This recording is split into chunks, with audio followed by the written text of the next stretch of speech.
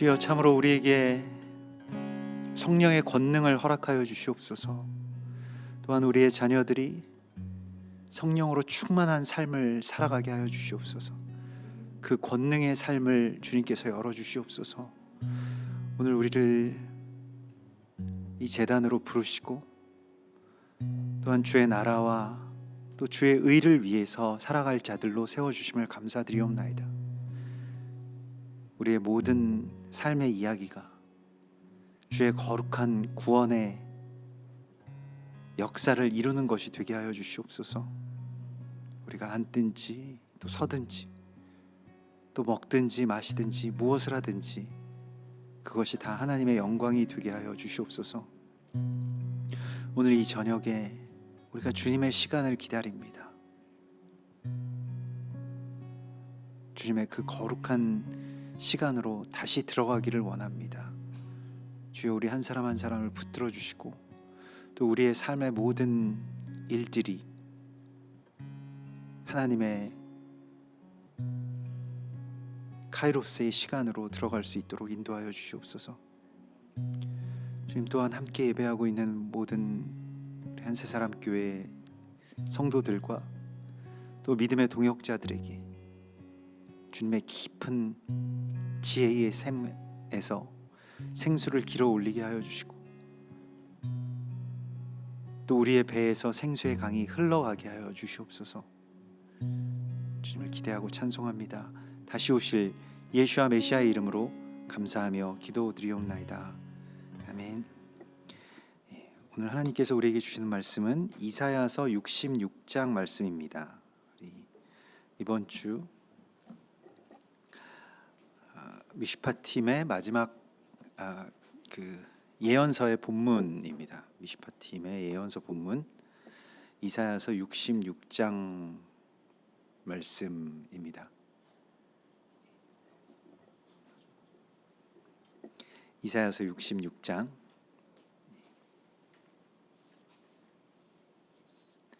우리 1절에서부터 끝절까지 말씀입니다. 이사야서의 가장 마지막 장인 이사야서 66장 1절에서 끝절까지의 말씀, 우리 같이 한 목소리로 약속의 말씀 봉독하시겠습니다. 여호와께서 이와 같이 말씀하시되 하늘은 나의 보좌요 땅은 나의 발판이니 너희가 나를 위하여 무슨 집을 지으랴. 내가 안식할 처소가 어디랴. 나 여호와가 말하노라. 내 손이 이 모든 것을 지었으므로 그들이 생겼느니라. 물은 마음이 가난하고 심령에 통회하며 내 말을 듣고 떠는 자, 그 사람은 내가 돌보려니와 소를 잡아 드리는 것은 살인함과 다름이 없이 하고 어린 양으로 제사 드리는 것은 개의 목을 꺾음과 다름이 없이 하며 드리는 예물은 돼지의 피와 다름이 없이 하고 분향하는 것은 우상을 찬송함과 다름이 없이 행하는 그들은 자기의 길을 택하며 그들의 마음은 가증한 것을 기뻐한즉 나 또한 유혹을 그들에게 택하여 주며 그들이 무서워하는 것을 그들에게 임하게 하리니 이는 내가 불러도 대답하는 자가 없었으며 내가 말하여도 그들이 듣지 않고 오직 나의 목전에서 악을 행하며 내가 기뻐하지 아니하는 것을 택하였음이라 하시니라. 여호와의 말씀으로 말미암아 떠는 자들아 그의 말씀을 들을지어다. 이르시되 너희 형제가 너희를 미워하며 내 이름으로 말미암아 너희를 쫓아내며 이르기를 여호와께서는 영광을 나타내사 너희 기쁨을 우리에게 보이시기를 원하노라 하였으나 그들은 수치를 당하리라 하셨느니라. 떠드는 소리가 성읍에서부터 들려오며 목소리가 성전에서부터 들리니 이는 여호와께서 그의 원수에게 보응하시는 목소리로다. 시온은 진통을 하기 전에 해산하며 고통을 당하기 전에 나말을 낳았으니 이러한 일을 들은 자가 누구며 이러한 일을 본 자가 누구이냐. 나라가 어찌 하루에 생기겠으며 민족이 어찌 한순간에 태어나겠느냐. 그러나 시온은 진통하는 즉시 그 아들을 순산하였도다. 여호와께서 이르시되 내가 아이를 갖도록 하였은즉 해산하게 하지 아니하겠느냐. 내 하나님이 이르시되 나는 해산하게 하는 이인즉 어찌 태를 닫겠느냐 하시니라. 예루살렘을 사랑하는 자들이여 다 그 성읍과 함께 기뻐하라.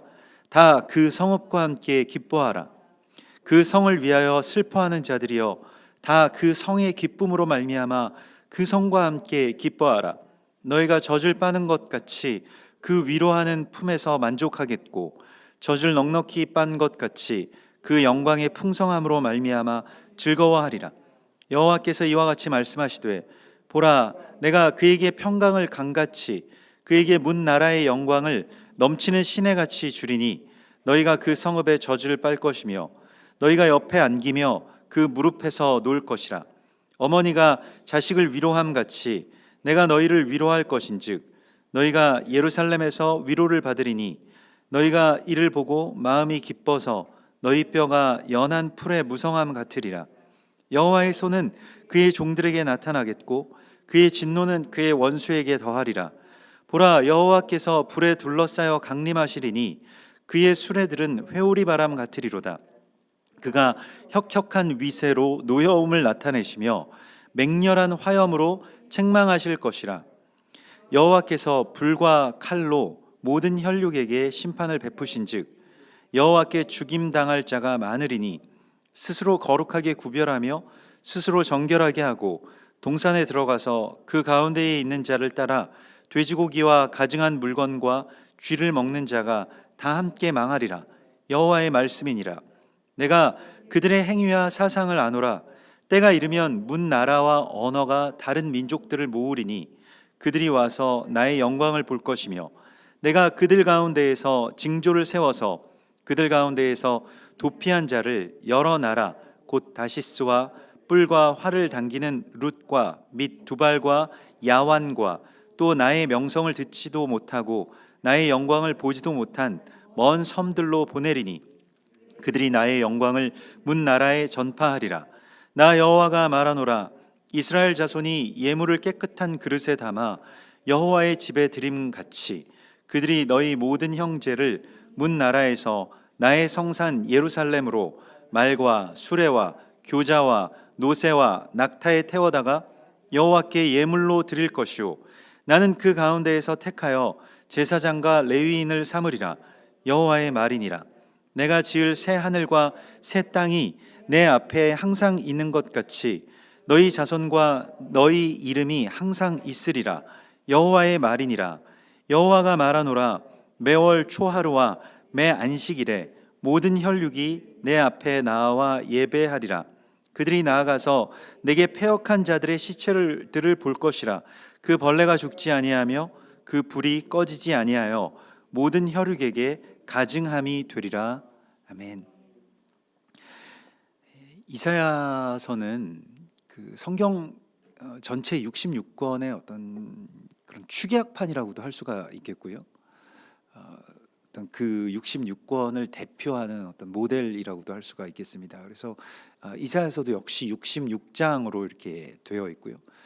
또 메시아의 오심, 또 그 메시아께서 어떤 분이신지 우리가 생각했던 또 실제로 유대인들이 생각했던 그 이 메시아 어떤 정치적인 그런 왕이나 혹은 그 다윗의 왕국 그러니까 어떤 단일 민족인 그 이스라엘 그 민족만을 위해서 오시는 분이 아니고 온 열방을 또 온 만민을 구원하시기 위해서 오시는 그 만민의 구원자로서의 메시아에 대한 그러한 그 지혜를 우리 가운데 주시고 있습니다. 그래서 실은 이사야서에서 말씀하시고 있는 이 메시아 사상, 뭐 메시아 대망론, 그분이 이 땅 가운데 오실 것이다라고 할 때의 그 메시아는 유대인들이 생각했던 그런 메시아가 아니었습니다. 그 완전한 어떤 통치자 또한 영원한 군주로서의 메시아만을 상상했던 그 유대인들에게는 메시아가 이 땅 가운데 오셔서 채찍에 맞으시고 질고를 겪으시고 고난을 당하시는 어떤 종으로서의 그 메시아를 상상할 수가 없었던 것이죠. 그들 이론과 맞지 않았다는 것입니다. 그들의 어떤 통념과는 맞지 않는 어떤 메시아에 대한 예언이 그 이사야서에 있습니다. 왜 이스라엘 백성들이 고난받는 메시아에 대해서 또 죽어버리는 메시아에 대해서 생각을 하지 못했을까요? 이 예수 그리스도의 죽음이라고 하는 것은 예수 그리스도의 육체라고 하는 것은 이스라엘과 또 예루살렘과 다 연결이 되어 있는 것입니다. 그렇기 때문에 예수께서 죽으신다라고 하는 것은 그 한 세대 후에, 그러니까 예수 주 70년에 예루살렘이 완전히 멸망하죠. 그것과 연결이 되어 있습니다. 이스라엘의 그 멸망과 연결이 되어 있는 것이고요. 그 이스라엘이 망한다, 멸망한다, 유다 왕국이 완전히 다 잿더미가 되고 또 세상 가운데서 잊혀져 버린 그런 나라가 된다라고 하는 것은, 기억 속에만 남는다라고 하는 것은 생각할 수 없었던 일이죠. 왜냐하면 하나님의 나라이고 하나님의 백성이고 하나님의 나라가 곧 이스라엘이다, 이렇게 믿었던 그들에게 그 나라가 멸망한다라고 하는 것은 있을 수 없는 일이었습니다. 그런데 예레미야 선지자나 또 이사야 선지자를 통해서 또 많은 선지자를 통해서 이스라엘이 멸망할 것이고, 또 특별히 이 남유다 왕국, 그러니까 다윗의 왕국의 어떤 이 적자 혈통을 갖고 있다라고 하는 그 남유다 왕국도 결국 멸망하게 될 것이다라고 하는 그러한 말씀을 주시고, 또 그것이 어떻게 이제 앞으로 그 멸망이 어떤 열매를 맺을 것인가라고 하는 것에 대한 그러한 말씀을 주시는 것입니다. 근데 이것을 아직 받아들일 수 있는 어떤 그런 상태나 또 상황은 아니었던 것이죠, 이스라엘 백성들이요. 그렇지만은 하나님께서는 이사야서를 통해서 그 오실 메시아, 또 그 예수 그리스도에 대한 그 정말로 실제적인 예언을 하시고, 또 그것이 다 성취되는 것을 우리가 보았습니다. 오늘 이사야서 66장은 그러한 어떤 구속사의 그 종착역, 그러니까 그 마지막 도착지가 어디인지를 우리에게 보여주시고 있고요. 이것은 어찌 보면 하나님께서 창조하신 이 세상의 어떤 결론이라고도 할 수가 있겠습니다. 먼저 주께서 또 이번 주의 토라 포션은 이제 미슈파팀이라고 하는 그런 제목을 가진 토라 포션인데요. 이 미슈파팀이라고 하는 것은 이 법규들은 이러하니라라고 할 때, 네가 세울 법규는 이러하니라라고 하는 그 법규들이라는 그런 뜻이 됩니다. 그래서 하나님께서 이 613개의 이 법규들을 주시는데, 그 법규 가운데서 53개의 법규가 그 이번 주에 이렇게 나오게 되고요. 사실 이것이 그 시내산 언약이 이제 그 모세가 시내산으로 올라가서 10계명을 받고 그것과 이어서 계속해서 그 10계명에 어찌 보면 어떤 그런 세부적인 실천 사항들을 하나님께서 말씀하시면서 이걸 너희가 세워야 된다라고 말씀을 하시죠.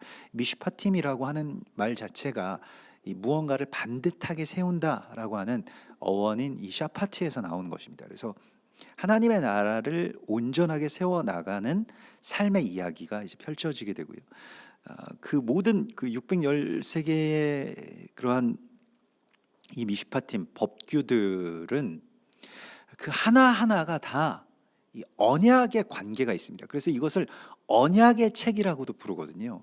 이번 주에 토라 포션의 말씀을 언약의 책이라고 말하는데, 이 언약이라고 하는 것은 그냥 우리에게 어떤 삶의 규정을 이렇게 주셔가지고 그 규정을 꼭 너희가 지켜야 된다, 이런 어떤 이것은 강제적인 조항이다, 이런 말씀일 뿐만이 아니라, 그건 그냥 일반적인 뭐 민형사법도 다 그런 이 세상의 법도 그러한 그 구속력을 갖죠. 그런데 더 나아가서 이것은 언약이다. 그러니까 이 법을 지키는 것, 이 법을 너희가 세워 나가는 것은 단순히 그 역할만 하는 것이 아니라, 뭐 어떤 사람들 사이에 어떤 분쟁이 생기거나 또 여러 가지 어떤 그 피해나 상해를 입히거나 이러한 것들 가운데 뭐 보상하거나 뭐 거기에만 초점이 맞춰져 있는 것이 아니라, 이 삶의 이야기가요, 이 어떤 작은 관계나 또 그 삶 가운데서 일어나는 여러 가지 어떤 사건들이 결국에는 하나님 나라의 완성과 연결이 되어 있다는 것입니다. 이것이 언약적인 삶이라고 할 수가 있겠고요. 오늘 말씀에서는 그것을 또 다른 표현으로는 종말론적인 삶이라고도 할 수가 있을 것입니다. 그 우리의 삶이라고 하는 것이 그냥 어떤 한 개인의 아주 뭐 작은 어떤 삶의 어떤 일상들에 불과한 것이 아니고 그것이 하나님 나라의 완성과 연결이 되어 있다라고 하는 것입니다. 근데 이것을 알라고 주님께서 오늘 우리에게 말씀을 하시고 있습니다. 그래서 그 미시파 팀의 규례들은 굉장히 세부적인 그 삶의 이야기, 또 어찌 보면 우리가 너무 적은 자의 일이어서, 너무 작은 일이어서 그냥 간과해 버릴 수 있는, 지나쳐 버리고 아니면 그냥 우리의 소견대로 이 정도의 일들은 하나님께 뭐 물을 필요도 없고 또 그 하나님의 어떤 법규를 이 안에서 세울 필요도 없겠지라고 생각하는 그것부터 세워 나가게끔 만드십니다. 그래서 먼저는 그 종들, 그러니까 종과 주인의 관계에 대하여서 그 주인의 사명은 그 어떤 노예를 너희가 사는 것은 그를 사서 놓아주기 위함이라고 하는 어떤 희년과 안식년의 법을 하나님께서 말씀을 하시고 있습니다. 그러니까 우리의 사명은 무엇이냐면 갇힌 자를 놓아주는 것. 근데 그것이 어디에서부터 시작되느냐? 너희가 사서 또 부리고 있는 그 종들과의 관계에서부터 시작이 된다라고 말씀을 하시고 있습니다. 그래서 그걸 회복해 나가는 이야기인데요. 굉장히 놀라운 말씀들이 이번 주에 펼쳐지게 되는데 언뜻 보면 그러니까 삶에 있어서 어떤 사소한 분쟁이나 문제의 이야기에 대한 법규들로 보이는데 사실은 굉장히 큰 언약적인 관계에 대한 선포가 이번 주 말씀, 이 미슈파 팀의 말씀이라고 하는 것입니다. 그래서 오늘 이사야서 66장의 이 종말론 혹은 구속사의 어떤 종착역은 사실 우리 삶과 그 곧바로 연결되어 있는 그런 이야기라고 하는 것을 우리가 알아야 하고요. 그래서 오늘 주님께서 말씀을 하시는 것은 먼저 우리에게 물으십니다. 너희가 나를 위하여 무슨 집을 지으랴? 내가 안식할 처소가 어디이냐? 이렇게 말씀을 하십니다. 여호와께서 말씀하시되 하늘이 나의 보좌요 땅은 나의 발판이. 그래서 하나님께서 그런 어떤 광대하신 하나님께서 또한 우리에게 물으십니다. 너희가 나를 위하여 무슨 집을 짓겠느냐? 내가 안식할 처소가 어디냐? 이렇게 물으십니다. 그래서 우리는 그의 처소가 되기 위해서 함께 지어져 가는 것이라고 에베소서는 우리에게 가르치고 있습니다. 그러니까 주님의 처소를 만드는 것, 그게 어떤 출애굽의 결론이지 않았습니까? 출애굽기의 그 마지막 부분에 가면 하나님께서 임하시는 그 처소를 그 성소라고 하는 그 오엘 모에드라고 하는 그 회막, 그 만남의 장막을 세우고 그 안에 가장 거룩한 것들을 다 그렇게 만든 후에 그것을 봉헌하는 것으로 이제 출애굽기가 끝나게 되는데, 출애굽기 마지막이요. 마찬가지로 오늘 주님께서 우리에게 물으십니다. 나의 처소가 어디냐? 내가 거할 곳이 어디냐라고 하는 것을 우리에게 물으십니다. 그래서 내가 특별히 너희가 무슨 집을 짓겠느냐? 내가 안식할 처소가 어디냐? 이렇게 묻고 계십니다. 그래서 하나님께서 거하실 처소에 대해서 여러분 어떤 고민을 갖고 계십니까? 하나님 그렇죠. 하나님은 그냥 하늘이 하나님의 보좌이시고 땅의 발판이신데 굳이 내가 처소를 지어서 드릴 필요가 있겠는가? 너무 미약한 거 아니에요? 그리고 하나님이 그 안에 그렇게 광대하신 하나님을 그 안으로 우리가 모신다라고 하는 것은 우리의 어떤 억지가 아니겠는가? 이런 생각을 할 수도 있겠는데, 하나님께서는 그럼에도 불구하고 하나님이 안식하실 처소가 어디인가라고 우리에게 묻습니다. 그러니까 이 말씀은 무엇이냐면 예수께서 삭개오에게 가셔서 너의 집으로 내가 가겠다, 내가 오늘 너의 집에 유하겠다라고 하시는 말씀과 꼭 같은 것입니다.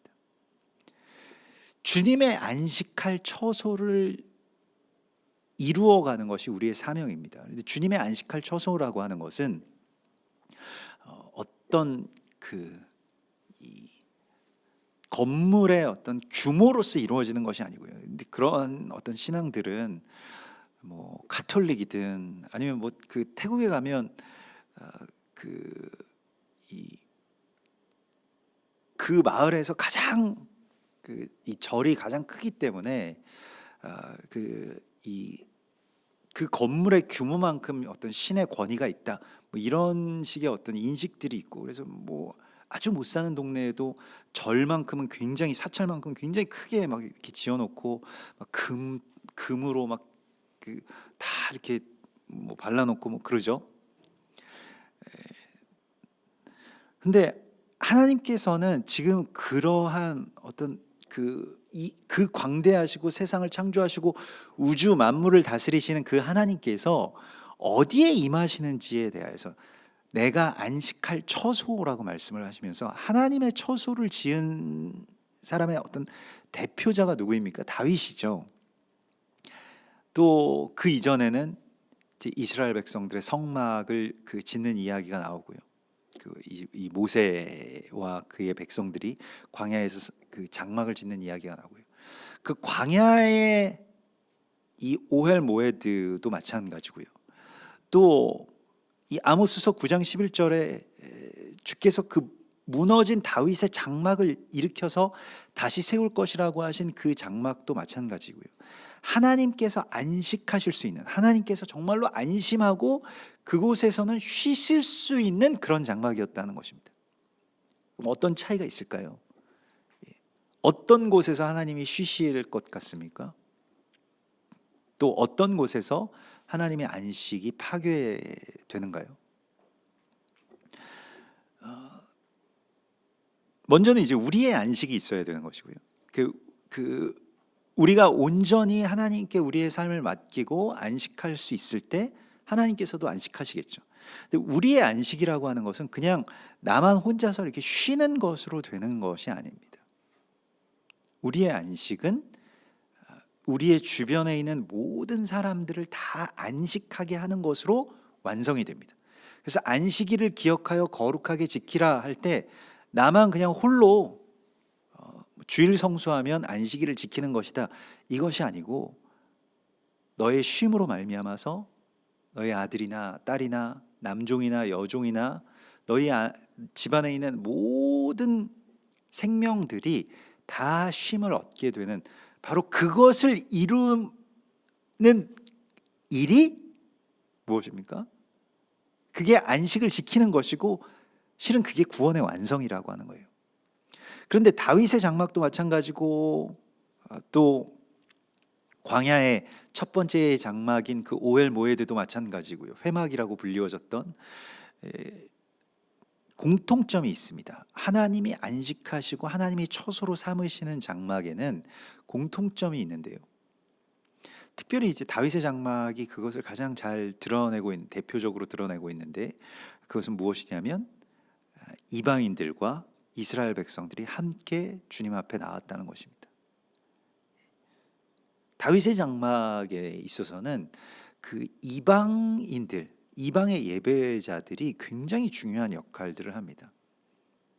또 성전 문지기도 그 성막의 문을 지키는 자도, 문을 지킨다라고 하는 것은 그 모든 어떤 그런 그 책임이나 또 분별을 그에게 맡기는 것을 말하거든요. 그래서 성전 문지기가 아무나 하는 것이 아닌데, 그 성전 문지기도 이제 오벳 에돔이라고 하는 이 에돔의 예배자라고 하는 그런 뜻을 가진 그 에돔 사람이 그 일을 대대로 이렇게 담당을 하는 것을 보게 됩니다. 물론 뭐 다른 그 성전 문지기들도 있습니다만은, 그래서 그 하나님께서 안식하시게 하는 것, 하나님이 거할 처소가 되는 것은 결국에 어디에 있냐면 이 원수 사랑에 있는 것입니다. 이방인들과 유대인들은 그 전에 원수된, 원래는 형제였던 자들이죠.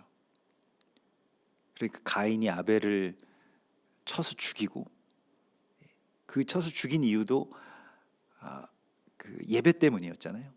하나님을 뭐 그 예배하기 위해서, 뭐 또한 이 거기에 대해서 또 그런 과정 가운데서 이 분노가 치밀어 올라서 예배드리다가 저 제단에만 불이 붙는 것을 보고 가서 그 이 죽이는 바로 그러한 일이 있죠. 그리고 이제 끔찍한 뭐 한 개인의 사건일 뿐만이 아니라 그 형제 살해의 역사를 멈추고 하나님이 쉬시게 하는 것, 그 안식의 처소를 지으라고 말씀을 하시고 있는 것입니다. 그래서 가장 원수되기 쉬운 관계가 그 종과 주인의 관계입니다. 주인은 종을 그 짐승보다 더 못한 존재로 여겼고요. 고대 사회에서는. 그러면 그런 대우를 받는 종은 어땠겠습니까? 주인에 대해서. 우리도 오늘날에 뭐 어떤 부당한 대우를 받고 뭐 어떤 갑질을 당하고 이런 것에 대해서 굉장히 분개하는 것처럼 뭐 겉으로는 뭐 그걸 표현할 수는 없겠습니다만 그 안에서 어떤 그런 울분들이 어디에 가겠습니까? 원망이나 또 상처나 이런 눌림들로 계속 그 주인과 또 그 자기의 어떤 고통으로 인해서 향락을 누리고 평안을 누리고 있는 그러한 그 가진 자들 또 자기의 소유자를 보면서 적개심을 가지고 미워하고 원망하고 또 언젠가 기회가 되면 죽이려고 하는 어떤 그러한 살기를 갖고 있었겠죠. 근데 그것이 멈춰지고요.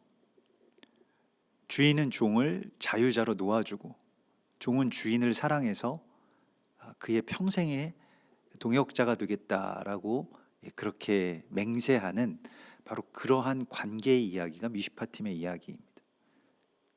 오늘 하나님께서 우리에게 말씀하시는 것은 하나님의 안식하실 처소, 하나님의 거하실 처소가 회복되는 것이 예루살렘의 회복이고요. 그게 새 예루살렘이고 그것이 다윗의 장막의 회복이라고 하는 것을 우리에게 말씀을 하십니다.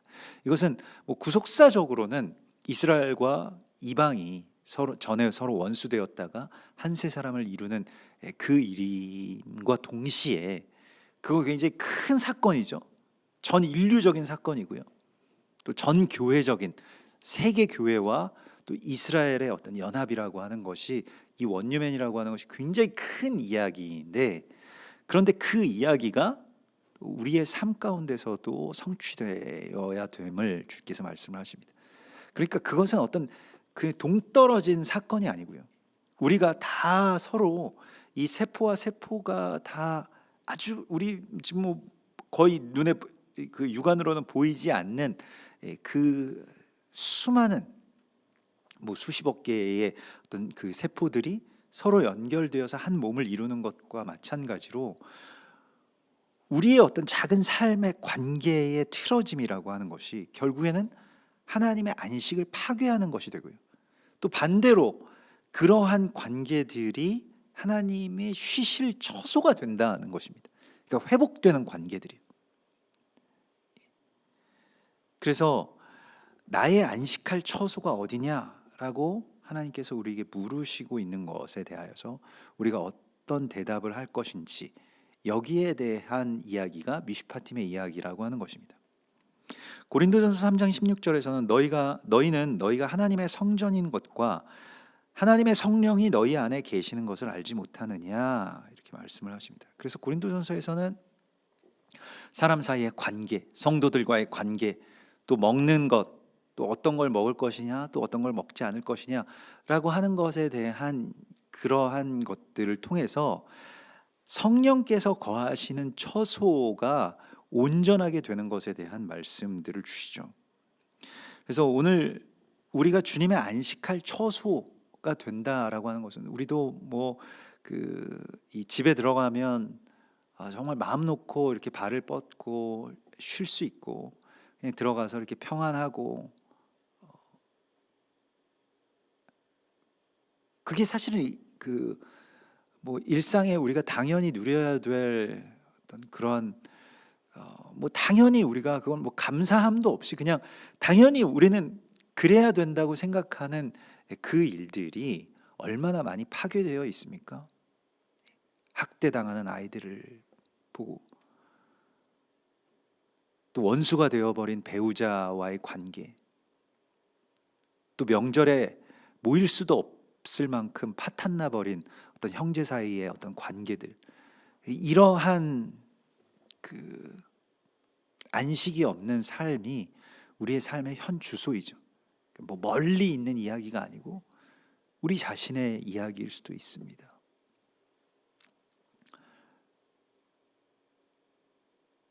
네, 하나님께서는 오늘 우리에게 물으십니다.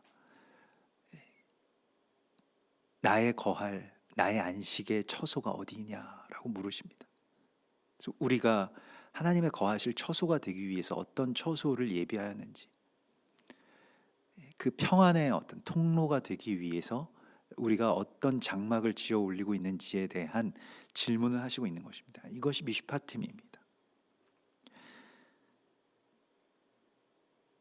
그래서 주님께서 2절의 말씀을 보면 이건 나중에 이제 산상수훈과 곧바로 연결되는 말씀이 있는데요.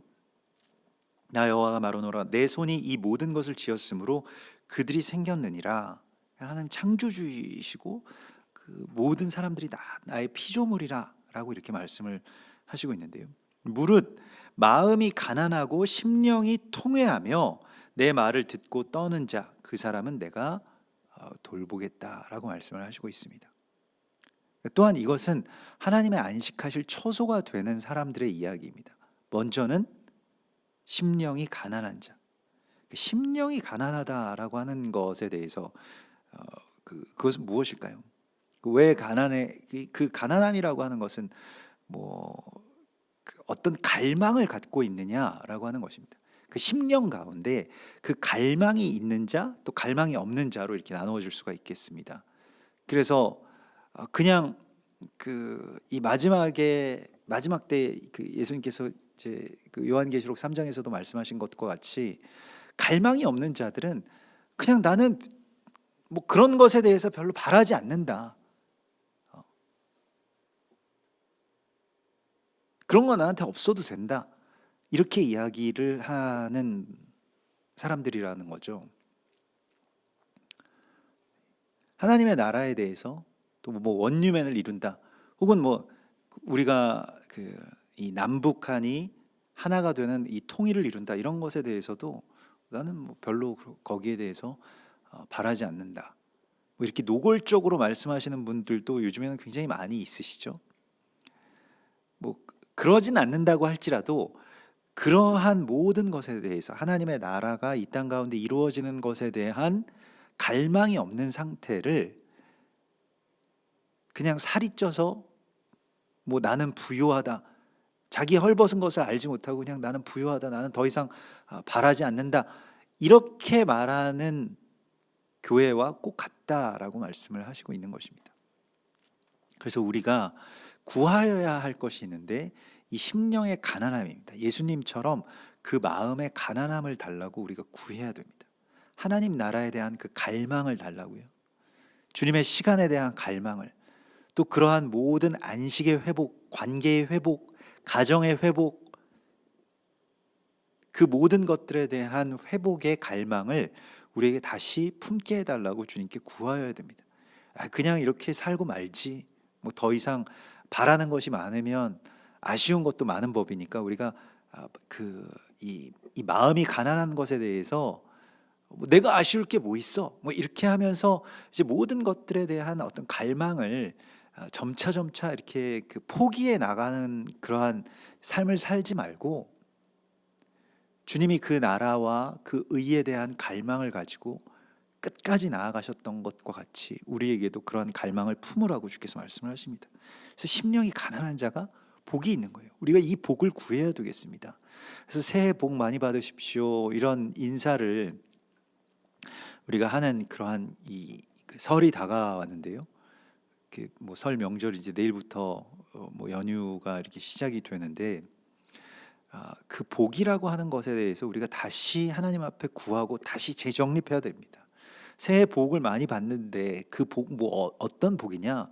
뭐 대박 나는 복이고, 요즘에 그 복에 대해서 축복하는 것을 뭐 일 안 하고 많이 버십시오. 뭐 이런 식으로 그 조금 일하고 많이 버는 사람이 되십시오. 뭐 이런 것을 이야기를 하더라고요. 그래서 다들 그렇게 살고들 싶어 하는데 일도 하지 않고 뭐 땀 흘리지 않고 그냥 내가 뭐 어떤 대박 나는 삶, 이게 가장 복된 삶의 어떤 그 모델로서 이렇게 뭐라도 무슨 뭐 코인이라도 사고 뭐 주식이라도 오르고 이렇게 되어야지 살아가는, 그게 복이 있다라고 생각하는 세상 가운데서 전혀 각광받지 못하는 복이죠.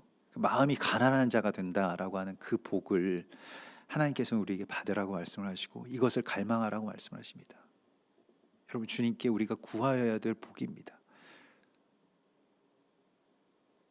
그 답답하지 않겠어요? 여러분들도 자녀분들에게 간혹 자녀들이 정말로 내가 뭔가를 원하고 갈망해서 정말 그것에 대해서 열중하면 그렇게 격려하고 또 뭐 거기에 대해서 내가 도와주고 싶은 그런 마음이 우리가 들지만, 때로는 자녀들이 나는 뭐 아무것도 하고 싶은 거 없고 그냥 가만히 있을 거고 그냥 여기서 그냥 게임만 할 거고 아무것도 안 할 거고, 이렇게 되면 얼마나 그 부모님의 마음이 어렵습니까?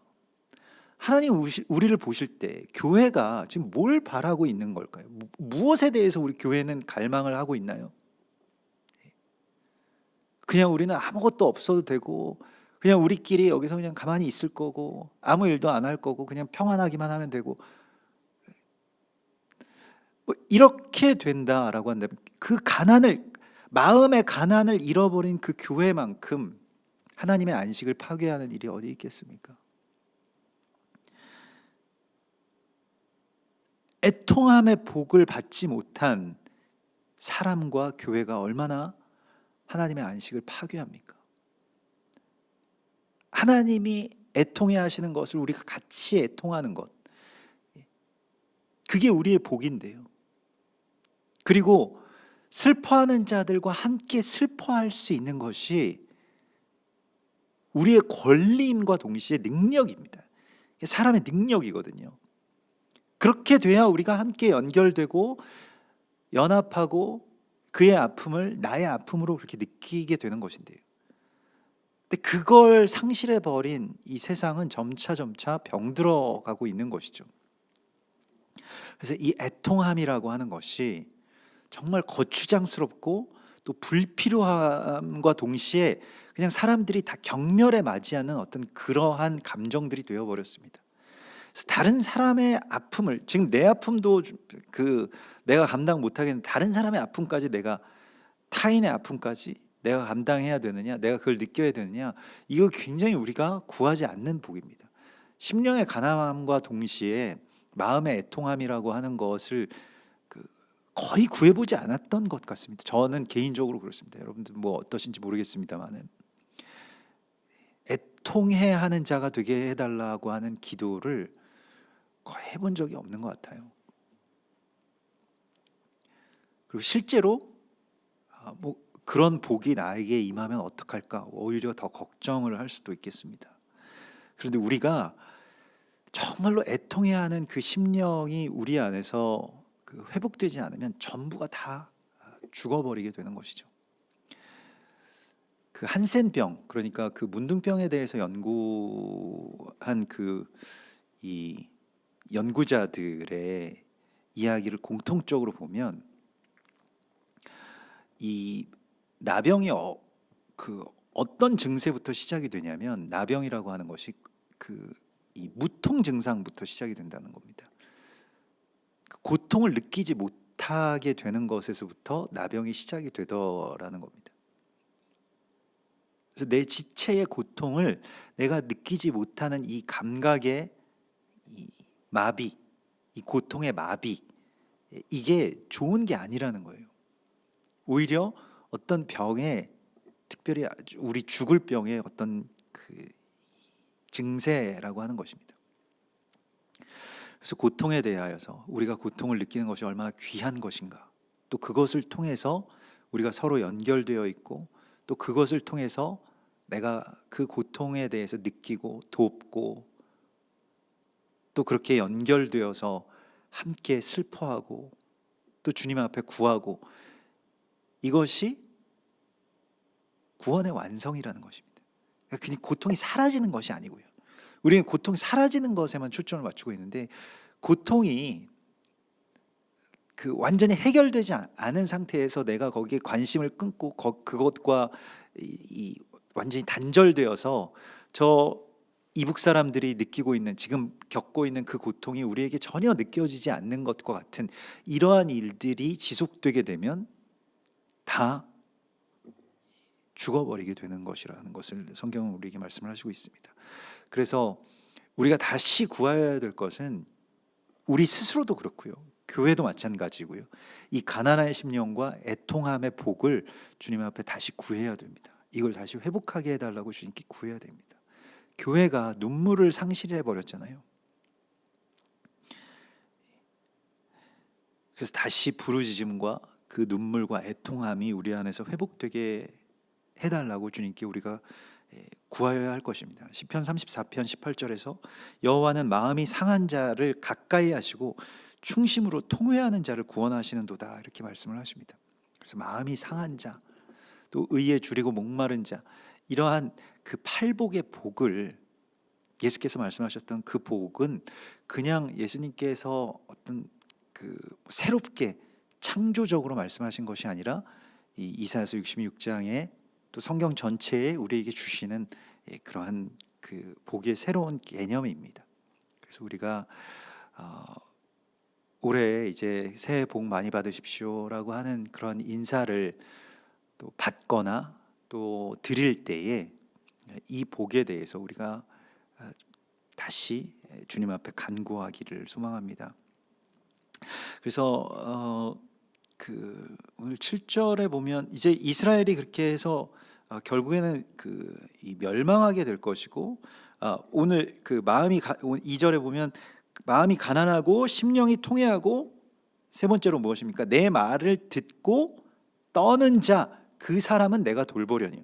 이것도 우리가 잃어버린 어떤 능력이나 또 잃어버린 복 가운데 하나인데, 되찾아야 될 이야기인데, 주님의 말씀에 대해서 이거 떠는 자, 이 하레드라고 하는 것은 정말로 두려워한다는 것입니다.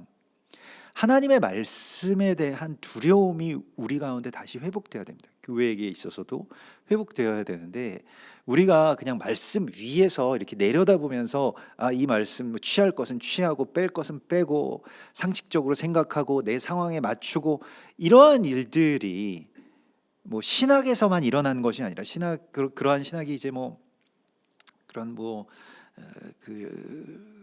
실증주의 신학이라든지 아니면 오늘날의 어떤 신학의 흐름들이 그렇습니다. 그러니까 과학적으로 논증하고 또 거기에 대해서 생각하고, 그래서 어떤 말씀을 우리가 들었을 때 이 언약의 말씀에 대하여서 이렇게 두렵고 떨리는 마음으로 이것을 받는 그러한 신앙의 순수함이요, 하나님께서 이렇게 말씀하신 것을 그냥 나의 삶 가운데서 정말로 두렵고 떨리는 마음으로 이렇게 행하고 지켜내고, 이러한 것들이 우리 가운데서 없어졌다는 것입니다. 어떤 하나님을 우리가 공포스러운 존재로 대하는 것은 아닙니다만은, 그러나 심판의 주이신 하나님, 또 이 말씀의 언약이 마치 어떤 이 다이너마이트와 같은 것을 우리에게 맡겨주신 것과 같아서 굉장히 폭발력이 있는데, 그 폭발이 있는 것을 우리가, 그런 폭발력이 있는 말씀을 우리가 받아서 그냥 아무렇게나 방치한다? 그렇게 되면 모든 것이 다 잿더미가 될 수 있다라고 하는 것이죠.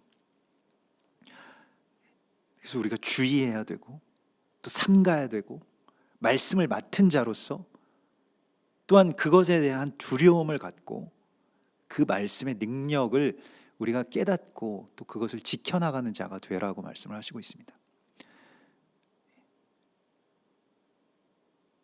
여러분, 두렵지 않으십니까? 하나님이 왜 이런 말씀들을 우리한테 맡겨주실까요? 이런 말씀들을 우리에게 열어주실까요? 한 세 사람에 대한 지혜들을 왜 우리 교회와 성도분들인 여러분들에게, 또 지금 온라인으로 듣고 계신 많은 분들에게 열어주셨을까요? 아니, 나는 그거 그냥 내가 듣고 한번 좀 관심이 있을 뿐인데 이것이 아니라는 것입니다. 하나님이 그 절체절명의 언약을, 구속사가 이루어질 수도 있고 실패할 수도 있는 이런 상황 가운데서 그 말씀을 우리에게 맡겨주신 것입니다. 그냥 다룰 수 있는 것입니까? 그리고 그 말씀을 맡은 자가 그냥 아무렇게나 그 말씀을 가지고 그걸 들고 뭐 빙빙 돌리면서 아무렇게나 살 수 있는 것입니까? 그렇지 않잖아요.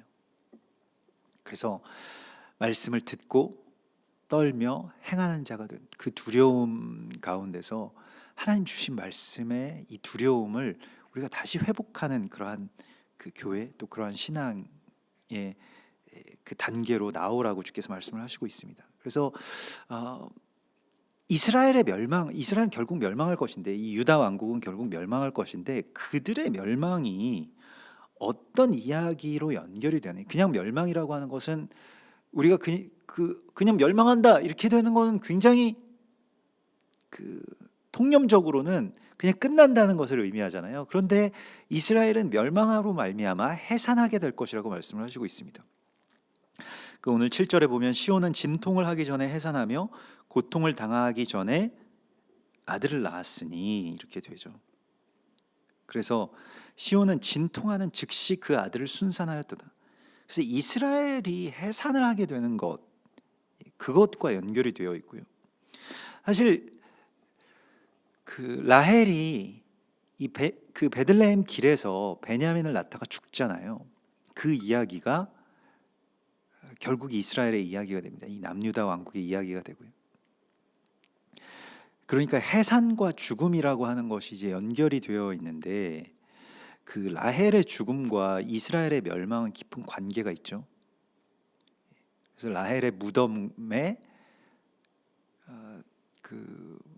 또한 예수님께서 그 라헬의 무덤에서 또 예수님 태어나시는 그 베들레헴의 이야기가 시작이 됩니다.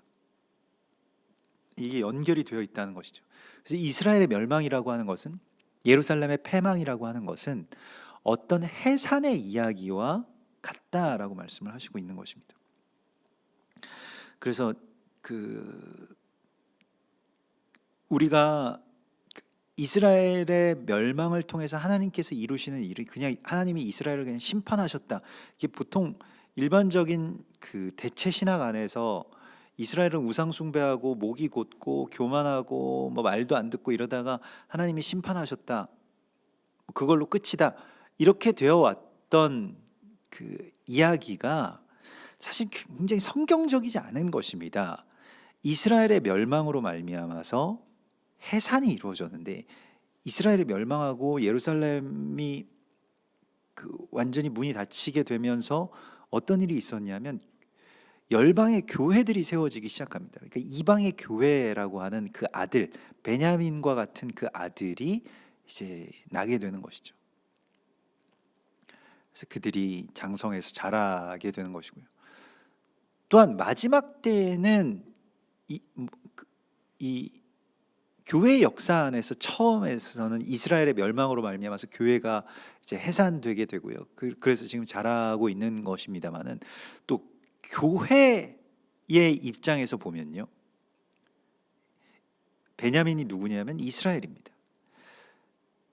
그러니까 메시아를 상징하는 그 요셉과 그 모든 형제들이 다 만나서 하나가 되기 위해서는 마지막 퍼즐이 필요했는데, 마지막으로 데려와야 될 자가 있었는데 그게 바로 베냐민이었거든요. 베냐민을 데려와야 다 살 수가 있었습니다. 그 베냐민 한 사람이 굉장히 중요한 역할을 하게 되겠는데, 그게 또한 유대인들이라는 거예요. 유대인들은 뭐 지파적으로도 그렇죠. 유대인들, 우리가 유대인 하면 이제 유다 지파와 베냐민 지파입니다. 유대인이라고 하면 그 남아있는 이 남유다 왕국의 두 지파죠. 유다 지파와 베냐민 지파.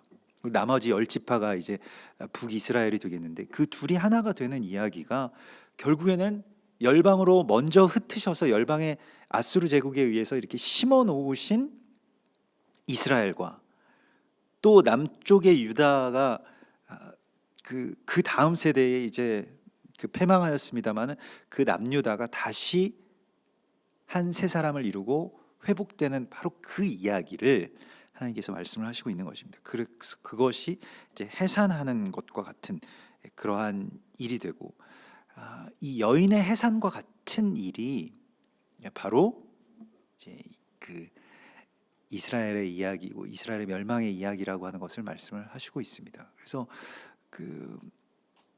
이 아이의 입장에서, 태아의 입장에서 보면 자기 세계의 멸망이죠. 파괴죠. 자기의 어떤 평안한 삶, 이 양수와 자궁이라고 하는 그 공간의 파괴로 말미암아서 해산이 일어나는 것이 아니겠습니까? 예루살렘이라고 하는 이 자궁과도 같은 곳이 찢어지고 파괴됨으로 말미암아서 일어나는 그 해산의 이야기를 하나님께서 말씀을 하시고 있습니다. 그래서 더 나아가서는 이제 10절에 예루살렘을 사랑하는 자들이여 다 그 성읍과 함께 기뻐하라, 다 그 성읍과 함께 즐거워하라, 이렇게 말씀을 하십니다. 그래서 그 성을 위하여 슬퍼하는 자들이여 다 그 성의 기쁨으로 말미암아 그 성과 함께 기뻐하라라고 말씀을 하십니다. 너희가 젖을 빠는 것과 같이 그 성의 젖을 빨게 될 것이다라고 하시는 말씀을 주시는 것입니다. 이방의 교회에게 주시는 말씀이기도 합니다. 예루살렘을 사랑하고요, 예루살렘을 축복하고 또 예루살렘을 위해서 평안을 구하고 슬퍼하는 자가 되라고 말씀하십니다. 이것이 우리의 복입니다. 하나님께서는 이 복을 우리에게 주시기를 원하신다고 말씀을 하시고요, 시편 122편의 말씀처럼 예루살렘을 위하여 평안을 구하라, 예루살렘을 사랑하는 자는 형통하리로다. 내가 내 형제와 친구를 위하여 이제 말하리니 네 가운데에 평안이 있을지어다. 여호와 우리 하나님의 집을 위하여 내가 너를 위하여 복을 구하리로다. 그래서 예루살렘을 위하여서 복을 구하는 자가 되는 것이 복을 받는 길입니다. 이 복의 원리를 우리가 알았잖아요. 그러면 계속해서 예루살렘을 사랑하고 축복하고 또 그의 젖을 빠는 것과 같이, 그러니까 이것이 이제 접붙임을 받은 이방의 교회가 거기에 진액을 빨고 거기에서 젖을 빨고 거기에서 말씀의 어떤 이 원료를 빨아내는 것과 같이, 그것이 이 아기의 어떤 일상에서의 가장 크게 노력하는 것 아닙니까? 아기가 아무것도 할 수 없어도 기어다니는 기어다니지도 못하는 그 아기도 태어나자마자 이 엄마의 젖을 막 그렇게 맹렬하게 빠는 것과 같이, 우리에게 있어서도 그 젖을 빠는 것과 같이 이제 예루살렘 축복하고 또 예루살렘에서 또 이스라엘에서 그 말씀의 이 젖, 그 원료를 그렇게 흡수하라고 말씀을 하시고 있습니다. 그래서 우리가 이 토라를 공부하고요, 또 절기를 배우고요, 또 우리 그 뿌리에서 올라오는 그 어떤 진액이라고 하는 것이 무엇인지에 대하여서 우리가 정말로 애쓰면서, 또 그것이 우리가 힘을 다해서 젖을 빠는 이 아기의 모습처럼 우리 아무것도 할 줄 아는 것이 없지만은 그래도 그걸 섭취해서 이렇게 자라나가는 그러한 교회가 되라고 주께서 말씀을 하시고 있습니다. 그래서 이스라엘을 우리가 알아야 되고요, 또 토라를 배워야 되고, 또 절기를 지키고 공부하고, 또 마치 젖을 빠는 것과 같이 우리가 그냥 순전한 마음으로요, 이것을 뭘 다 알아서 이러한 일들을 하는 것이 아니라 정말로 이것이 우리의 어떤 영적 본능이 되기를 소망합니다. 그래서 많은 어떤 그 생각과 연구의 어떤 결과로서 우리가 뭘 안다라고 하는 순간부터 젖을 빠는 자가 되지는 못하겠죠. 그래서 그냥 순전하게 정말로 어린 아이와 같이, 더 어린 아이와 같이 그렇게 젖을 빠는 자가 되라고 말씀을 하시고 있습니다. 그러면서 이제 이사야서 66장은 오늘 15절에 보면 보라 여호와께서 불에 둘러싸여 강림하시리니, 주의 강림에 대한 예언이 나옵니다. 그래서 이제 그 구속사의 어떤 완성의 지점 가운데서 주님께서 어떤 불에 둘러싸여서 이 땅 가운데서 강림하시고 수레들은 회오리 바람 같으리로다. 혁혁한 위세로 노여움을 나타내시 맹렬한 화염으로 이 땅을 책망하시면서 이 땅 가운데 재림하실 것이다 라고 하시는 말씀을 주시고 있습니다. 이 종말의 말씀, 이 재림에 대한 약속으로 말미암아서 우리가 위로를 받는 것입니다. 이 말씀이 왜 필요하냐면 지금 우리의 삶이, 지금 피폐해진 이 나라가 다시 회복될 유일한 소망이 여기에 있기 때문입니다. 그 종말론이라고 하는 것은 물론 마지막 때에 일어날 일에 대한 예언이기도 하지만 현재의 이 어려움 가운데 살아가는 우리들에 대한 위로입니다. 데살로니가전서 4장 16절에 그 후에 우리 살아남은 자들도 그들과 함께 구름 속으로 끌어올려 공중에서 주를 영접하게 하시리니, 휴거에 대한 말씀이고 주의 강림에 대한 말씀이죠. 그리하여 우리가 항상 주와 함께 있으리라. 그러므로 이러한 말로 서로 위로하라, 이렇게 말씀을 하십니다. 그래서 이 종말론이라고 하는 것은 초대교회의 성도들에게 있어서는 일종의 위로의 덕담 같은 것이었습니다. 물론 이것이 그 성취될 예언이기도 하지만 이러한 말로 서로 위로하라 라고 말씀을 하시고 있습니다. 왜 그러냐면 지금 우리의 삶의 현실이 굉장히 녹록치 않고 고난과 여러 가지 어려움으로 점철되어 있는 이러한 삶의 이야기들이 그냥 여기서 끝나버리는 것이 아니라 주님 오실 그 일들을 바라봄으로써 또 그 영원한 나라와 주의 강림하실 사건에 대해서 우리가 눈을 들므로써 위로를 얻는 것입니다. 광대하신 하나님의 나라와 그 오심에 대한 이 이야기들을 통해서 우리의 지금 삶의 어떤 사소하지만 우리가 풀 수 없는 이런 많은 문제들에서 우리가 벗어나게 되는 것입니다. 이걸 외면하자는 것이 아니고요. 이 모든 이야기들이 하나님의 이 나라의 그 일들과 연결이 되어 있다라고 하는 것이죠.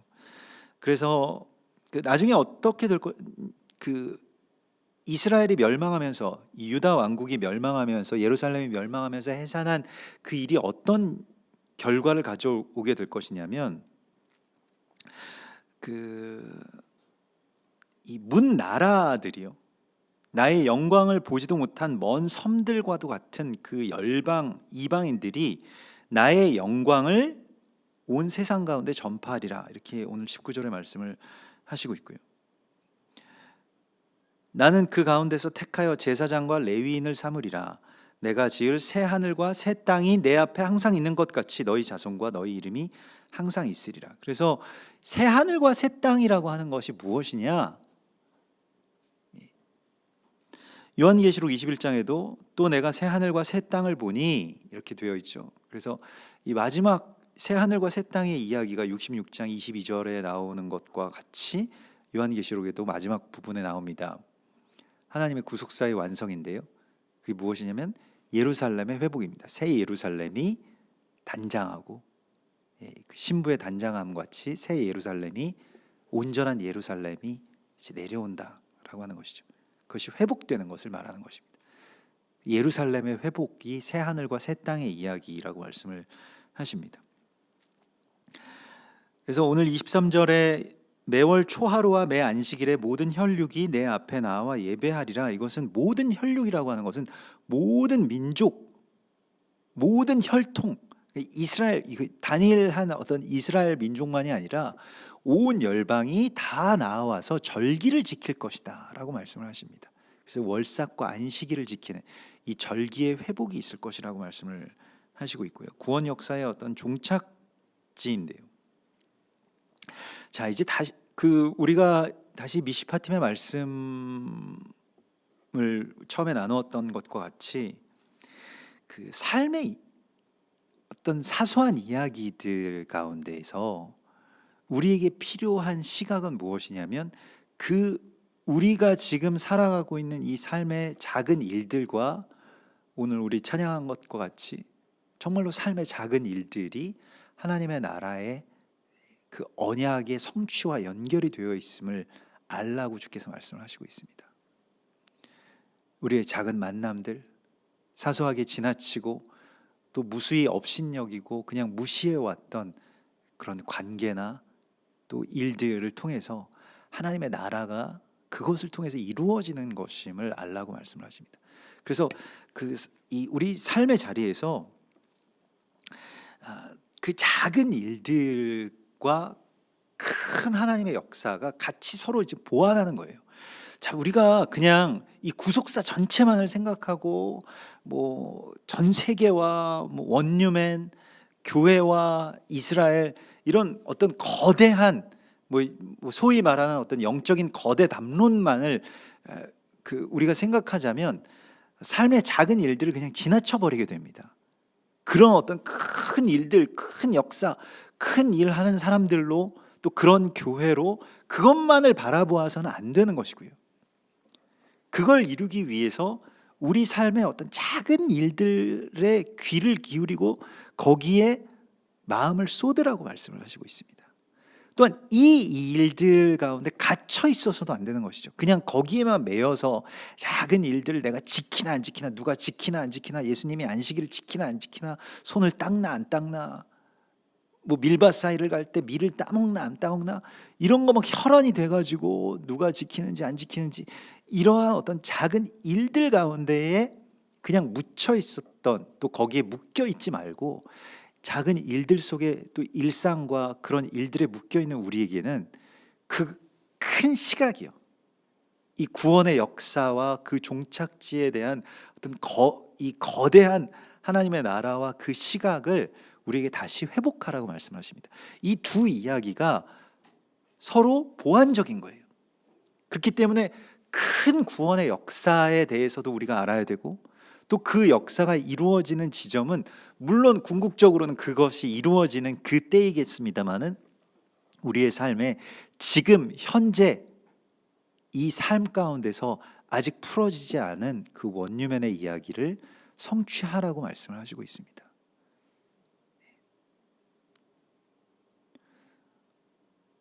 어쩌면 더 어려울 수도 있을 것입니다. 마지막 때에 그냥 그런 일들이 자연스럽게 이루어지게 된다라고 하는 것과 정말로 하나님의 나라가 우리의 삶의 일상 가운데서 이루어진다라고 하는 것은 또 다른 문제처럼 느껴졌을 것입니다. 근데 그것이 서로 연결이 되어 있다라고 하는 것이죠.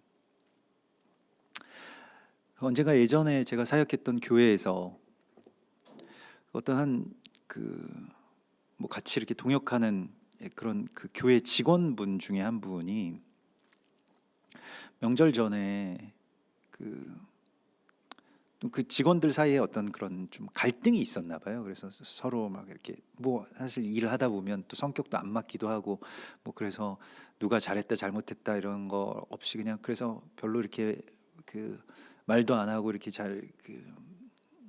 뭐 정말 그냥 그 일로서만 이렇게 대했던 그 분한테 명절을 빌미로 해서 뭐 과일을 들고 이렇게 찾아가서 인사도 드리고 또 그간에 좀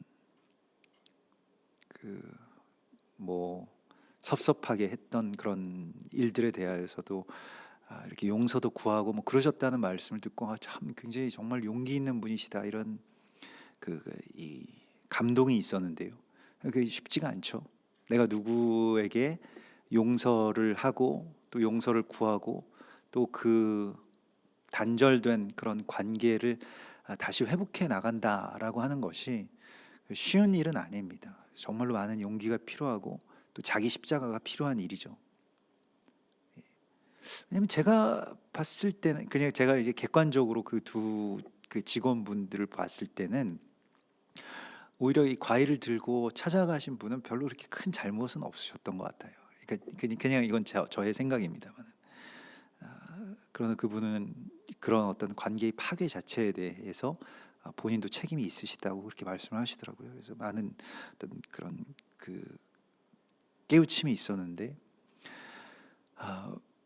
뭐 우리가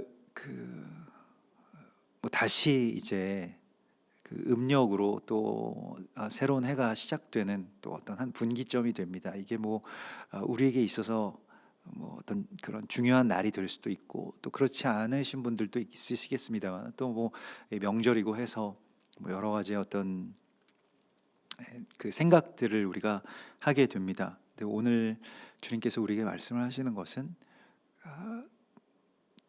이 좁아져 있는 우리의 시야를 좀, 시각을 좀 넓히고, 또 때로는 너무 큰 것만 봐서 작은 것을 볼 수 없었던 우리의 초점을 다시 우리의 삶의 일상과 또 작은 관계, 또 작지만 언약과 연결되어 있는 이 원유맨의 관계를 우리 안에서 회복해 나가라고 주께서 말씀을 하십니다. 우리에게 그 힘을, 또 그러한 복을 하나님께서 주실 줄 믿습니다. 같이 기도하겠습니다.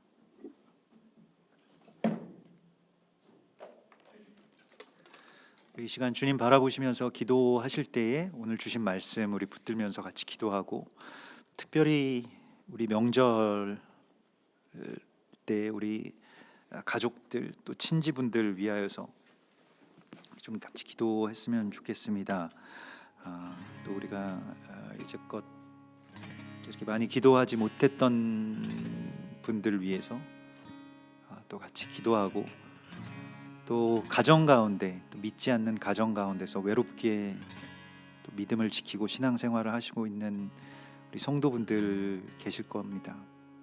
또 제사와 또 여러 가지 명절의 어떤 그러한 일들이 또 아직도 큰 짐으로 그렇게 지워져 있는 분들도 계십니다. 우리 그런 분들 위해서 또 중보하면서 같이 기도하고, 주님의 거하실 처소, 주님이 안식하실 그런 거룩한 처소의 가정과 일상이 우리 안에서 회복되게 하여 주시옵소서. 소망하시면서 같이 기도하겠습니다. 주여, 아바,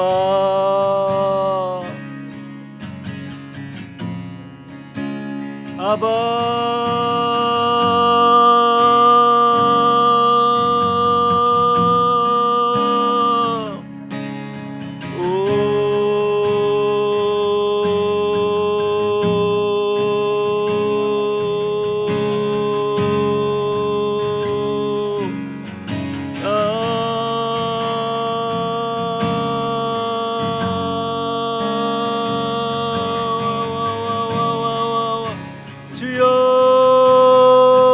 주의 거하실 처소로 우리가 서로 연결되게 하여 주시고,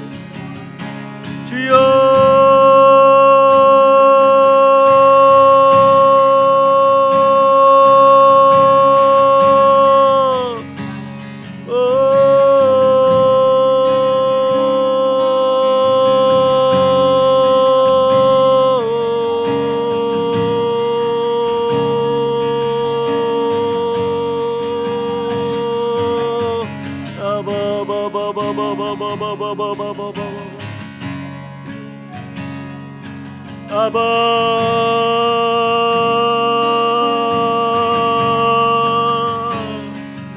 주여, 다윗의 무너진 장막이 우리의 삶의 관계들 가운데서 회복되게 하여 주시옵소서.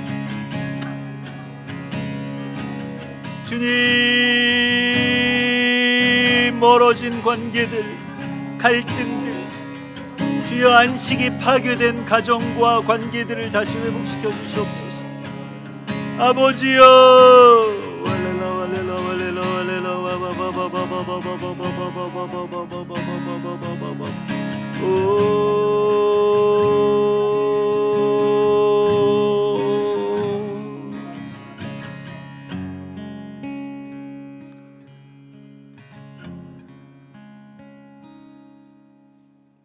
또한 이미 우리가 서로의 아픔을 느낄 수 없게 되어버린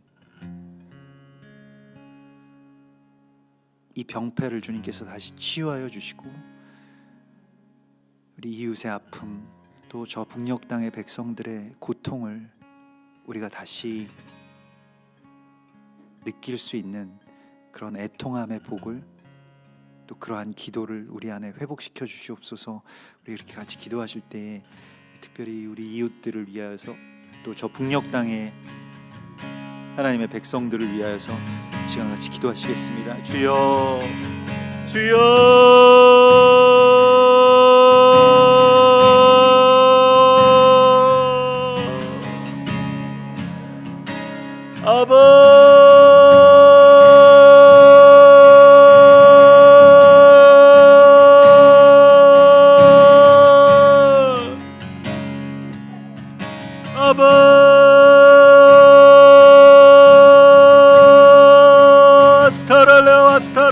아스타랄레 주님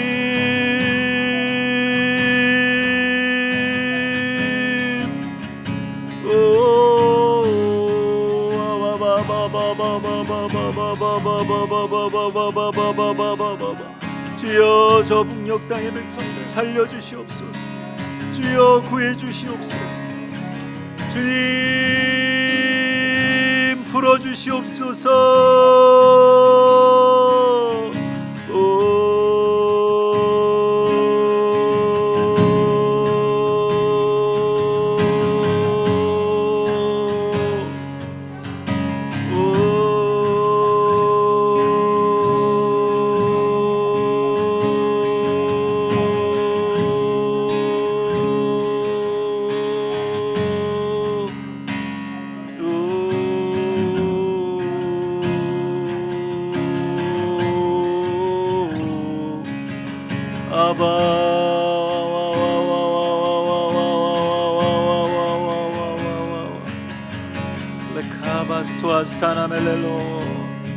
아버지여 그리하실 주님을 찬송합니다. 주여 덮으소서. 주의 은혜와 주의 긍휼하심으로 덮어주시옵소서. 주여 우리를 불쌍히 여겨주시옵소서. 주여 애통함의 복이 회복되게 하여 주시옵소서.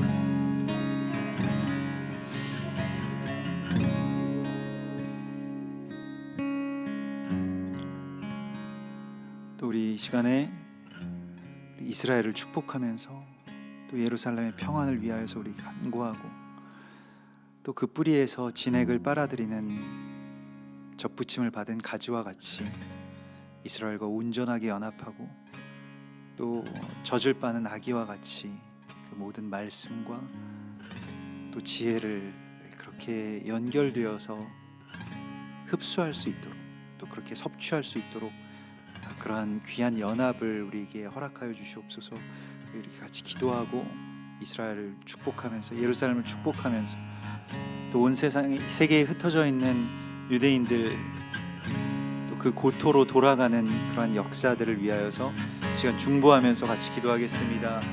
아버지여 할렐루야 할렐루야 할렐루야 주여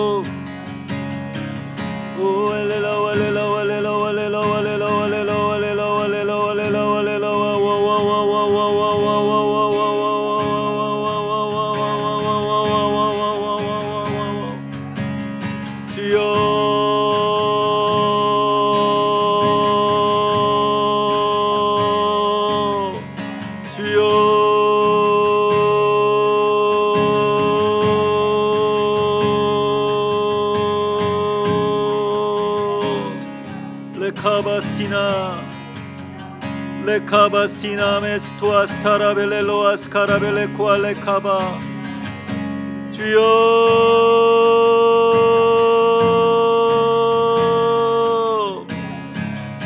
주여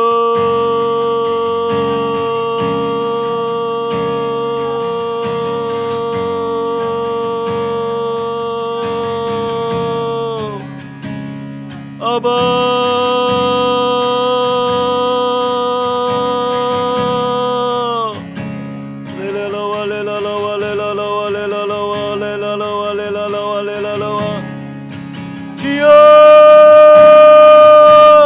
예루살렘을 축복하며 주여 그 땅 가운데 샬롬을 주여 온전한 평안을 허락하여 주시옵소서.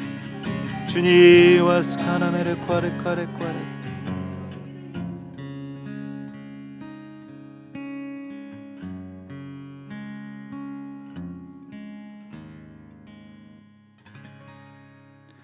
하늘에 계신 우리 아버지시여 이름이 거룩히 여김을 받으시오며 나라의 임하옵시며 뜻이 하늘에서 이룬 것 같이 땅에서도 이루어지이다. 오늘날 우리에게 일용할 양식을 주옵시고 우리가 우리에게 죄 지은 자를 사하여 준 것 같이 우리 죄를 사하여 주옵시고 우리를 시험에 들게 하지 마옵시며 다만 악에서 구하옵소서. 대개 나라와 권세와 영광이 아버지께 영원히 있사옵나이다. 아멘.